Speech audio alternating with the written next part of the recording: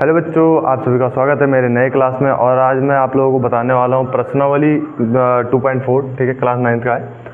इसमें आपका जो पहला क्वेश्चन दिया गया, निम्न बहुपद में किस बहुपद का एक गुणनखंड, ठीक है, x+1 है। तो मैंने आपको एक चीज़ बता रखा है, जब कभी गुणनखंड ज्ञात करना हो तो x+1 या कोई भी चीज़ दिया गया है उसको बराबर 0 ले लें।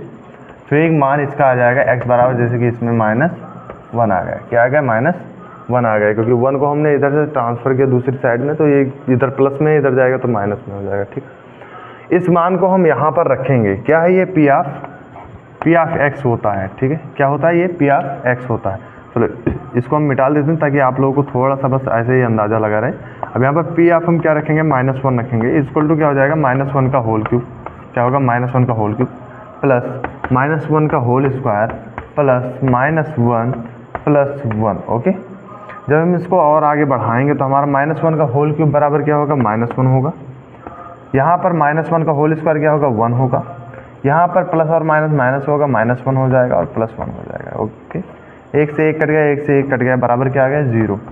तो अगर 0 आ गया, इस तरीके से करने पर आपका 0 आ रहा है, ठीक है, तो अगर 0 आ रहा है तो हमारा क्या होगा? वो गुणनखंड होगा, उसका एक गुणनखंड हो जाएगा। बहुत ही आसान है, कोई ज़्यादा दिक्कत नहीं है। टिपिकल क्वेश्चन इसमें कुछ भी नहीं है, बस आराम से आपको सीखना है।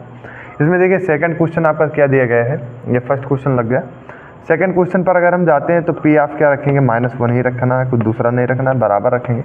-1 का पावर 4 प्लस -1 का पावर 3 प्लस -1 का whole square plus -1 plus 1। Okay, जब हम इसको सॉल्व करेंगे, अभी देखना है यहाँ पर, जब हम इसको सॉल्व करेंगे तो हमारा जो आंसर होगा बहुत ही सिंपल भाव में आएगा।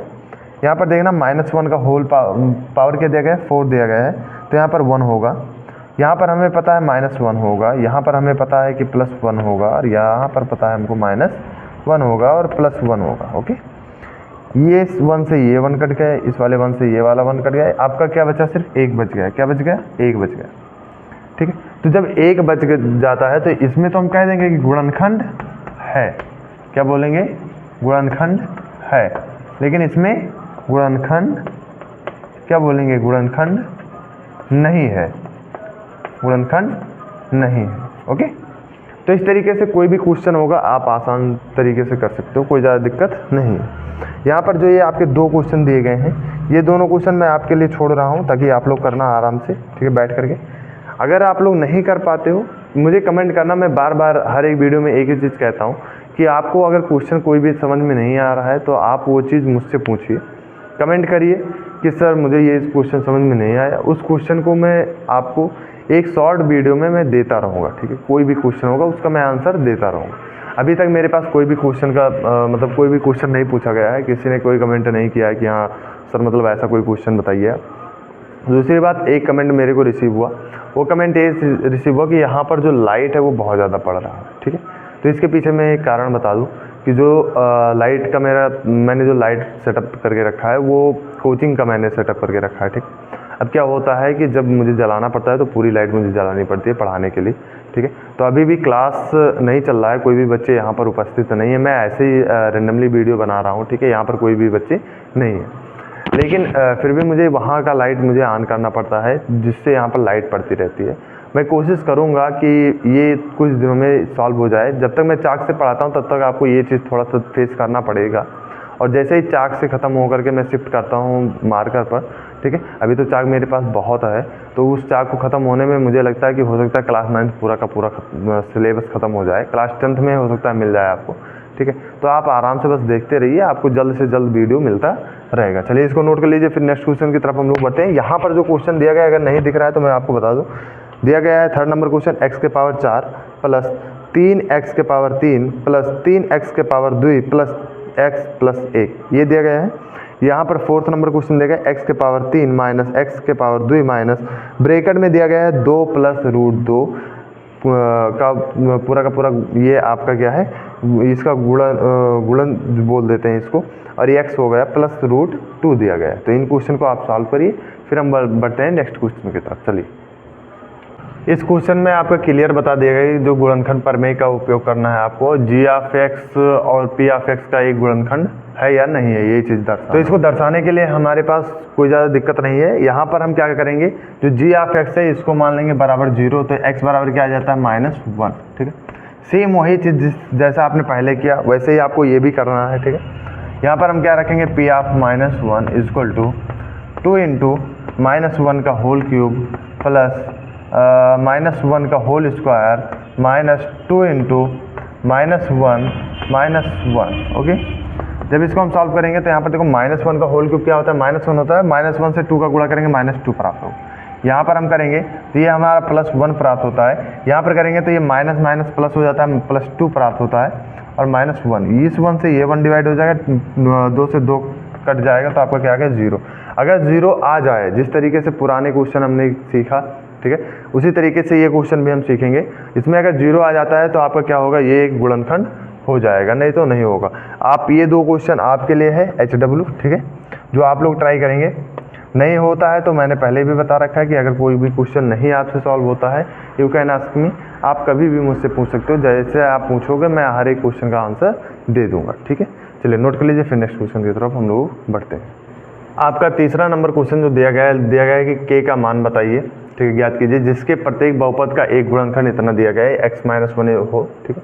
तो अगर इसका एक गुणनखंड x-1 है तो ये बराबर 0 और x बराबर क्या हो गया हमारा 1 हो गया, क्या हो गया x बराबर 1।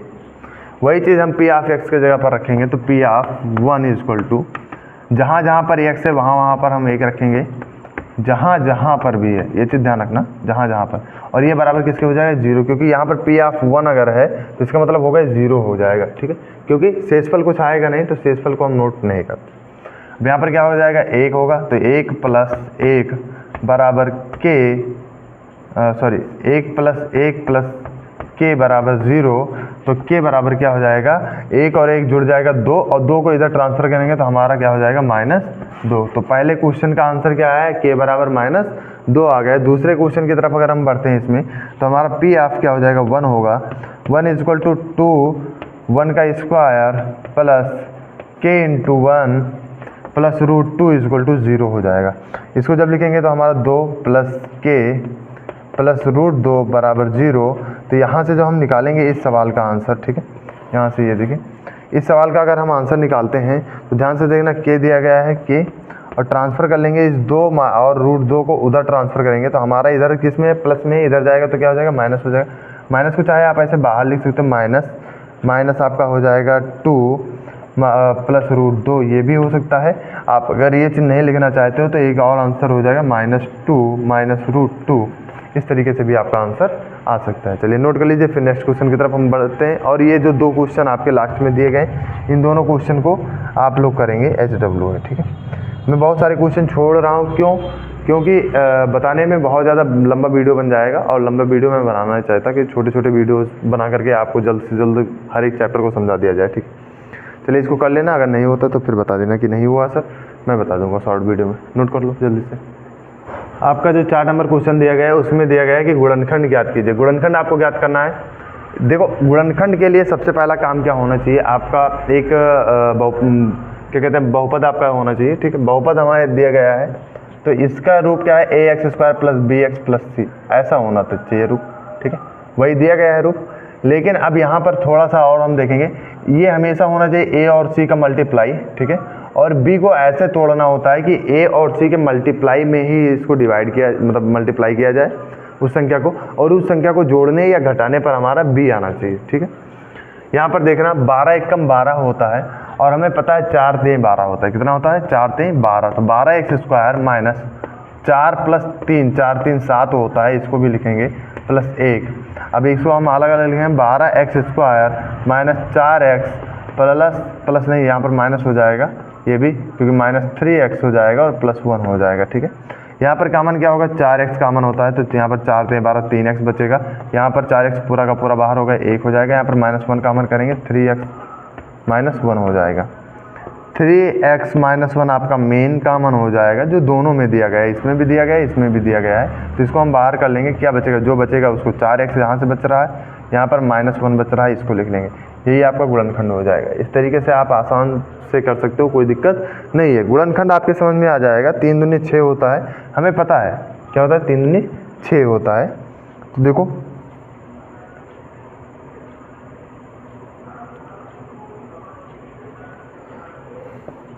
3 दूनी 6 तो 2x² प्लस 6 प्लस 1, हमें पता है 6 कम 6 होता है और 6 और 1 7 होता है, प्लस 3, इसको जब हम करेंगे तो 2x² plus 6x plus x plus 3, यहाँ पर कामन क्या होगा, 2x कामन हो जाएगा, क्या होगा आपका x प्लस 3 हो जाएगा। यहाँ पर प्लस 1 कामन करेंगे, x प्लस 3 हो जाएगा। x प्लस 3 को हम मेन कामन करेंगे तो हमारा क्या बचेगा, 2x प्लस 1 बच जाएगा। ठीक है, ये आपका आंसर हो जाएगा। चलिए नोट कर लीजिए। यहाँ से क्वेश्चन आपके लिए छकाक 36, थोड़ा सा मैं गुणनखंड कर देता हूँ, जैसे ये फैक्टराइज में कर देता हूँ, आप लोग खुद कामन करके आंसर कर लेना। ठीक है, यहाँ पर क्या होगा, छकाक 36 होता है, हमें पता है कि 8 16 8 3 24, देखो 8 के अनुसार भी नहीं आ रहा है, ठीक, हमारा 9 के अनुसार आता है, क्योंकि 9 चौक 36 होता है। कितना होता है, 9 चौक 36 होता है। यहाँ पर 6x² प्लस 9 माइनस 4, क्योंकि 9 में से 4 घटाओ 5 प्राप्त होता है, 9 चौक 36 होता है। x माइनस 6 होता है, बराबर क्या होगा, 6x² plus 9x minus 4x minus 6।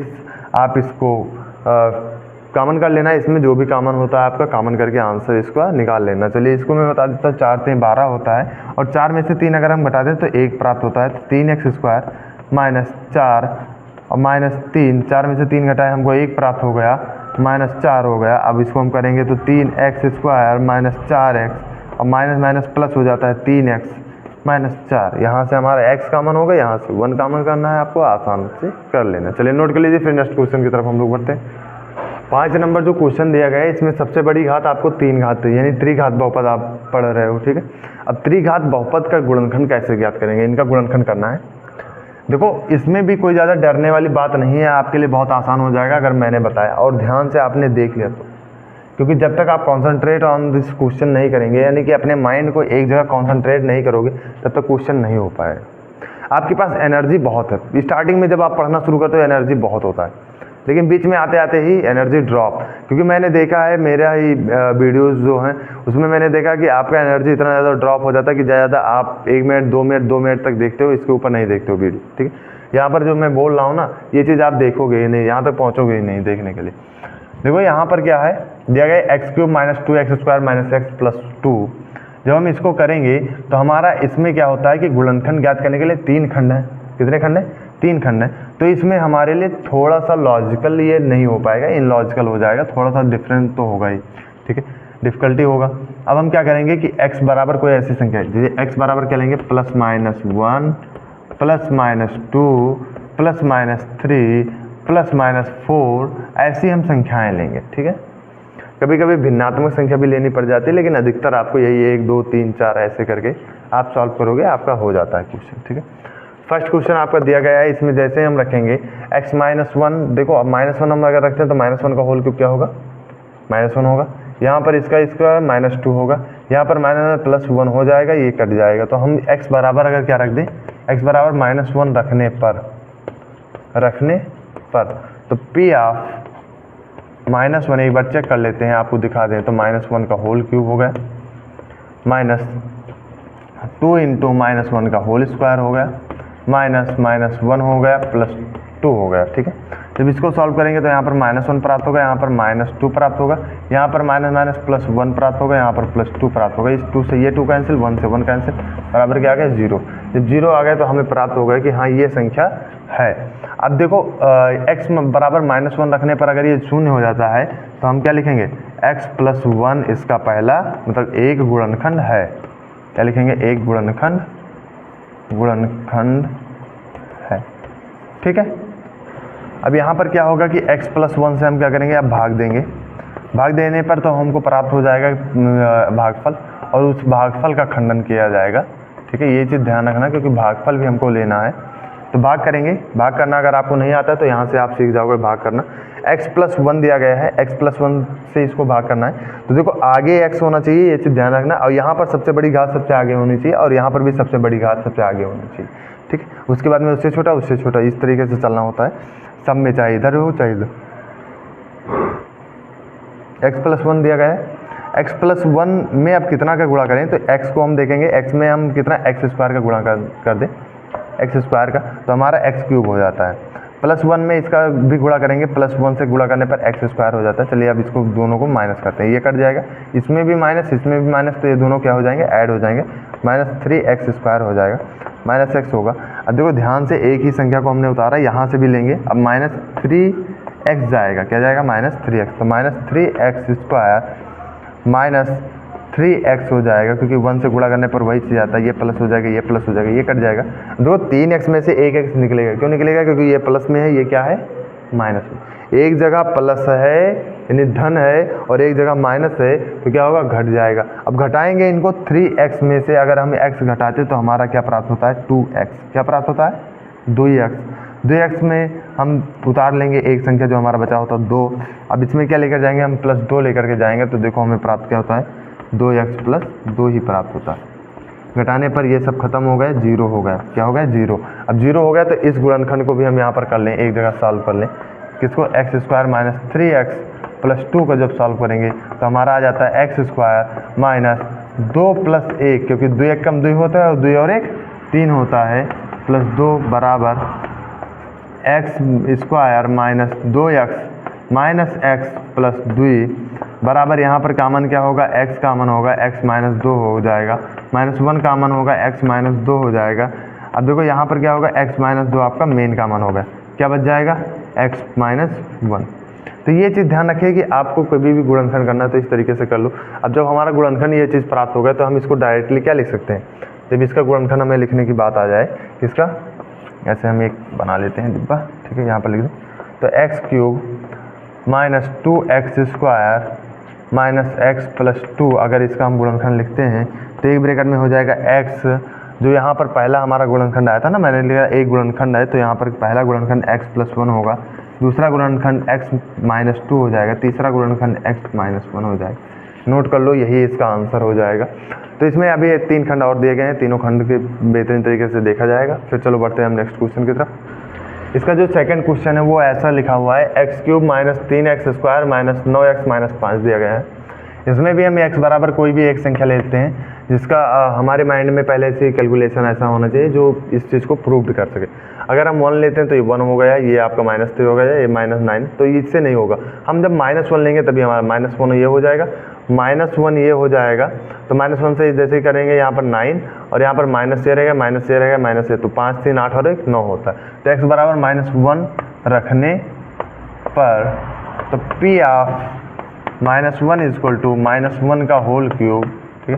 थोड़ा अगर फास्ट है तो भी कोई दिक्कत नहीं है, आप लोग देख रहे हैं, -3 का होल, -3 और गुणे -1 का होल स्क्वायर, -9 गुणे -1 -5, ठीक है, इक्वल टू, जब हम इसको सॉल्व करेंगे तो यहाँ पर -1 प्राप्त होता है, यहाँ पर -3 ही प्राप्त होगा, क्योंकि -1 का होल स्क्वायर क्या होता है, +1 होता है, +1 से गुणा करने पर हमारा -3 ही आएगा। यहाँ पर माइनस प्लस हो गया, 9 हो गया, -5 हो गया। और जब हम इसको सॉल्व करेंगे तो हमारा क्या 9 हो गया, और यहाँ पर 9 को आगे लिखेंगे, हिंदी वाले को प्लस वाले को आगे लिखेंगे, 5 3 8 और 1 9, पीछे 9 है, तो ये 9 से ये 9 खत्म हो गया, बराबर 0 होगा। जब ये 0 हो जाएगा तो पहला गुणनखंड हमारा क्या होगा, x+1, क्या होगा, पहला गुणनखंड, क्या होगा, पहला गुणनखंड हो गया। अब पहला गुणनखंड हमको पता है, क्या है, पहला गुणनखंड हमको पता है, तो x+1 से हम भाग दे देंगे किसको, x³ - 3x² - 9x - 5 को हम भाग दे देंगे। जैसे ही हम भाग करते हैं हमारा क्या होगा, x+1 हमें पता है, x में कितने का गुणा करेंगे कि x³ हो जाए x² का, तो x³ हो जाएगा, इसका तो हम इसी के साथ में करेंगे, प्लस आपका x² हो जाएगा। यहाँ पर माइनस, यहाँ पर माइनस, ये कट गए, ये भी जुड़ जाएगा, क्यों, क्योंकि दोनों में माइनस लगा है, -4x², ठीक है, और -9x हो जाएगा। यहाँ पर हम -4x लेकर के जाएंगे तो हमको तुरंत -4x² प्राप्त होगा, -4x प्राप्त होगा। चलिए अभी इसको प्लस करते हैं, इसको भी प्लस करते हैं, ये आपका कट जाएगा। 9x में से हम जैसे घटाते हैं हमारा क्या आ जाएगा, 9x में से हम घटाते हैं 4x को, हमारा क्या आ जाएगा, 5x, -5x आ जाएगा। यहाँ से -5 को नोट करेंगे, यहाँ पर हम क्या लेकर जाएंगे, हम -5 लेकर जाएंगे। जैसे ही -5 लेकर जाते हैं, -5x -5, ये आपका प्लस हो गया, ये भी प्लस हो गया, ये दोनों खत्म हो गया। ख़त्म हो गया तो आपका ये चीज़ आ जाता है, इसका गुणनखंड हम एक साइड में करेंगे। आपको हर एक चीज़ मैं समझा रहा हूँ, अगर आपके समझ में नहीं आ रहा तभी भी कमेंट कर देना कि समझ में नहीं आ रहा है, फिर से समझाया जाएगा, कोई दिक्कत नहीं है। क्योंकि हमारे लिए जब कोई दिक्कत नहीं तो आपके लिए कोई दिक्कत नहीं। अगर आपके लिए कोई दिक्कत है तो तुरंत पूछना। यहाँ पर हम क्या लेंगे 5 - 1। क्यों लेंगे 5 - 1? तो 5 1 जा 5 होता है, ये जहाँ से यहाँ पर अगर हम गुणा करते हैं तो 5 एकम 5 होता है, ठीक है। और यहाँ पर 5 में से 1 घटा दें तो 4 हो जाता है, x हो जाएगा -5 इक्वल टू क्या होगा x² - 5x minus minus plus हो जाता है प्लस x - 5। यहाँ पर कामन क्या होगा, x कामन होगा, x - 5 हो जाएगा। यहाँ पर +1 कामन होगा, x - 5 हो जाएगा बराबर x - 5 आपका मेन कामन हो जाएगा, क्या बचेगा x + 1 हो जाएगा। अब ये गुणनखंड हमको यहाँ से प्राप्त हो गया, एक गुणनखंड हमको यहाँ से प्राप्त हो गया, एक गुणनखंड यहाँ से प्राप्त हो गए। अब लिख लेंगे हम इसको पूरे को कि x³ - 3x² - 9x - 5 को जब हम लिखेंगे तो हमारा क्या हो जाएगा, एक ब्रैकेट में x + 1, दूसरे ब्रैकेट में x - 5, तीसरे ब्रैकेट में x + 1 हो जाएगा। ये इसका गुणनखंड आ गया। चलिए नोट कर लीजिए। फिर जो 2 क्वेश्चन लास्ट के बचे हुए हैं उसको मैं बोर्ड पर लिख दूंगा, आप लोग खुद करना। अगर नहीं होता तो फिर कमेंट करना, मैं नेक्स्ट वीडियो में इसको मैं समझा दूंगा, ठीक है। चलिए।